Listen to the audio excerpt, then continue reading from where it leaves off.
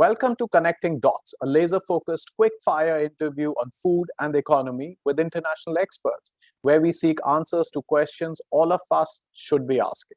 I'm Ajay Jakar, Chairman Bharat Krishik Samaj of Farmers Forum India, as well as the Vice Chair of Action Track to Shift to Healthy and Sustainable Consumption Patterns at the UN Food Systems Summit. We are delighted to introduce Ertharin Cousin. You have held so many key responsibilities that if I was to read them all, I would run short of time in this 15-minute interview.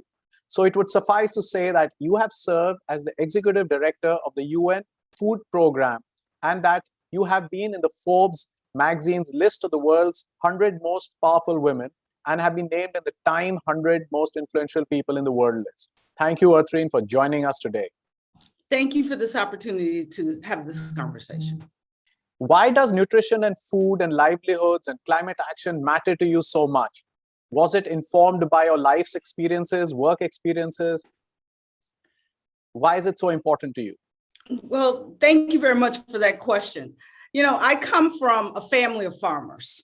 Like most Black Americans, you know, our families began during slavery and they worked on farms. And my grandfather, even when I was a young child, was a farm laborer before he retired.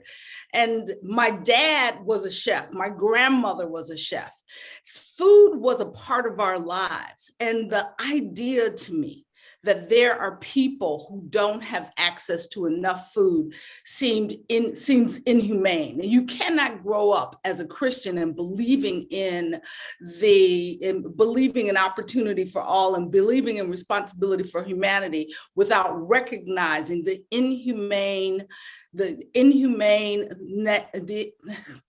you cannot grow up as a Christian and without recognizing that it is inhumane for some people not to have access to the nutritious food that they require. One thing that is common to women, people of color, and farmers is there seem to be an intentionally underrepresented lack of equity and still not being included in the global tables of power and influence. How do we reset the table? We reset the table by doing exactly what we're doing here, AJ. I look at you as the Vice Chair of Action Track 2 and Agnes Kalibata now as the leader of the Food Systems Summit. And I can see progress being made, that there are people of color, people of ethnic differences leading the conversation and the work and the policy change that is necessary. But our responsibility is to keep those doors open and continue to identify those who are from different racial groups, different geographies around the globe, that there is a place at the table for them. We will not make a difference if we are not continuously ensuring that we are not the only people who look like us, who are leading and working on these issues, that we continue to bring opportunities forward for others. You have said before that global challenges require international cooperation. There is realization today that many agriculture practices are a problem, but can be a solution to climate change also. And nations cannot prosper in isolation. You have worked in the government, in the private sector, in the non-profit sector. What are your thoughts on evolving the World Trade Organization Agreement on Agriculture to ensure fairness, equity, and justice for the Global South, for the smallholder farmers, and which will also help climate change mitigation? That's a big question, but let me simply say that we need trade. Trade is part of what will create food security across the entire globe. But we need to ensure that we have rules around that trade, rules that provide opportunity for and access to markets for farmers from across the globe, which will ensure that no one is left behind. And that way, we can have a global trading system that supports the access to nutritious food, but also provides for the economic opportunity for smallholder farmers included in that system. Thank you for that. The other question, and it worries me and it worries a lot of farmers who work on policy, is that we see that there is a lot of talk of farm to fork, from farm to consumer, but the big tech and the new food industry, we see an increasing shift of food, retail, and tech companies dictating to and dominating farmers. I'm concerned that these companies will dominate the data on farmers, markets, and retails. How do we shape ethics, guidelines, antitrust regulations to ensure and protect not only farmers, but even small, medium enterprises? Correct. We need rules. We need a rules-based system. We need global standards that have global committed guidelines from all of the countries, and then those are supported by national policies that are implemented at the local level that will ensure that we have a operational structure, a rules-based structure that provide the opportunity for access to new technology while also protecting, as you know, the data of farmers. We need a system that moves us from a more chemical agriculture to digital to biological. But we need to ensure that we create the policies and systems that will provide for equitable access, as well as protecting the rights of those who could potentially benefit from these new tools. You have advocated for innovation. As a farmer, I've seen impact of innovation, both good, and when innovation is not stewarded by appropriate regulation, it can also do harm. How do we enable smallholders to have access to innovation and not make them dependent on intellectual property rights, high prices, and still have social security like insurance, like farmers have in the US or in the EU?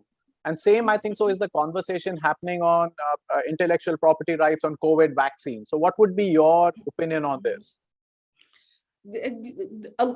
I recognize that significant investments go into the development of discoveries that provide for the change that we need, whether it's in the healthcare system, as we're seeing now with the vaccines, or it's in new advanced plant breeding technologies that we require in agriculture. But we need to ensure that we have a system in place that provides for those rules that we talked about that allow access, but also a system in place that provides opportunity for licensing of intellectual property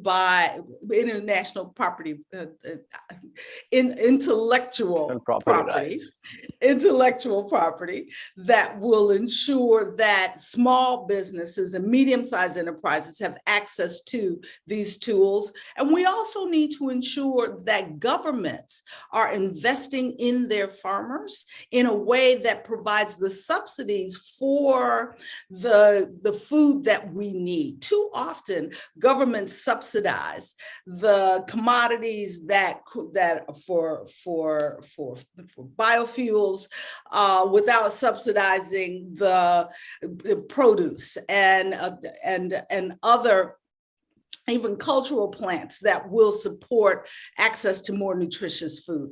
And so we need, as advocates, to drive towards the change in those subsidies that will ensure farmers have the access to the resources that will provide them with the financial ability to purchase, lease, and